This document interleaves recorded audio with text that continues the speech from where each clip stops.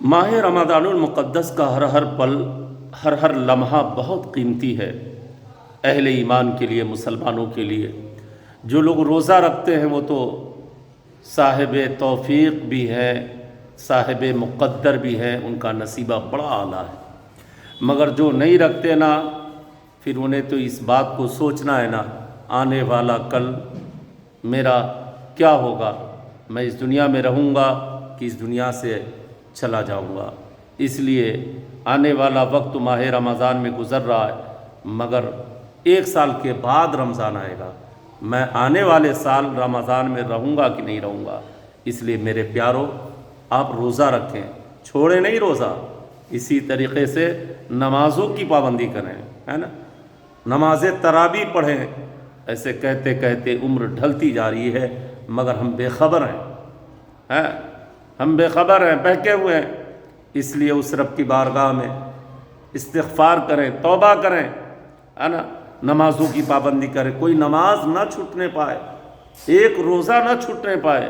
یہ فرض ہے، فرض، یہ فرض عین ہے مومنوں کے لیے۔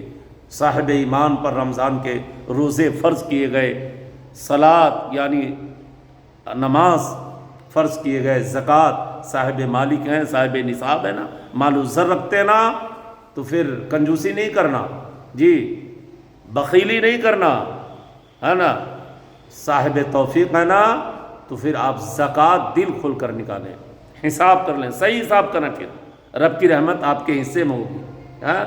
پھر آپ چند دنوں کی زندگی ہے، پھر نہ جانے کس موڑ پہ زندگی کی شام ہو جائے۔ اس لیے میرے پیارو، روزہ رکھنا ہے، جس حال میں ہونا، رب کی بارگاہ میں دعا بھی مانگا کریں کہ اللہ توفیق دے ہم روزہ رکھیں، نماز پڑھیں، قرآن مقدس کی تلاوت کریں، یتیم اور غریب کے قریب جا کر اپنے فطرے، صدقات اور خیرات اور زکوٰۃ کے مال کو ان کے حوالے کر لیں۔ اگر ان کے چہرے پہ مسکان آ گئے، وہ مسکرا دیے نا، وہ خوش ہو گئے نا، تو پھر یہ سمجھو کہ آپ کے روزے مقبول، آپ کے صدقے مقبول، آپ کا فطرہ اللہ نے قبول کر لیا۔ جی اس لیے میرے پیارو، ماہ رمضان المقدس کا ہر لمحہ ہمارے اور آپ کے لیے بہت قیمتی ہے۔ اس ماہ مقدس میں اپنا وقت اللہ اور اس کے رسول کی بارگاہوں میں صرف کریں، تاکہ یہ وقت حشر میں، قبر میں آپ کے لیے بخشش کا ذریعہ بنے۔ سبحان اللہ بحمدہ۔